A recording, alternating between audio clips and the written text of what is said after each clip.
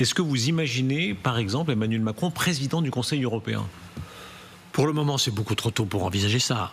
Quitter à 49 ans la présidence de la République, forcément, il fera des choses. Il est intelligent, il aura de l'expérience. Forcément, il fera des choses importantes par la suite. Donc, qu'il est un destin, j'en suis persuadé. Il y aurait une certaine logique. On l'avait dit pour Tony Blair, rappelez-vous. La question vraiment aujourd'hui, c'est qu'il sorte bien de ces 2 quinquennats. Donc, aujourd'hui, il faut bien gérer ces 2 ans qui sont là pour que ça se termine bien. C'est sûr. ça qui est après, important. la nécessité d'incarner l'Europe. Rappelez-vous, Delors l'a fait.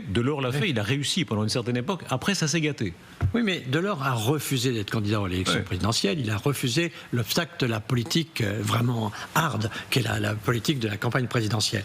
Donc Macron a montré qu'il avait commencé par ça. Donc évidemment, Macron a un avenir. Ceux qui pensent que Macron n'existera pas pour le futur sont à côté de la plaque. Quand vous voyez les anciens présidents, même moi, je vois que les anciens premiers ministres sont mieux aimés avant que pendant, et après encore plus. Alors donc, évidemment, on voit que la sympathie viendra à un moment ou à un autre. Donc je suis sûr qu'il jouera un rôle. Lequel, je n'en sais rien. Mais ça dépendra beaucoup de la manière dont il sort, avec quelle valeur il sort de cette période difficile.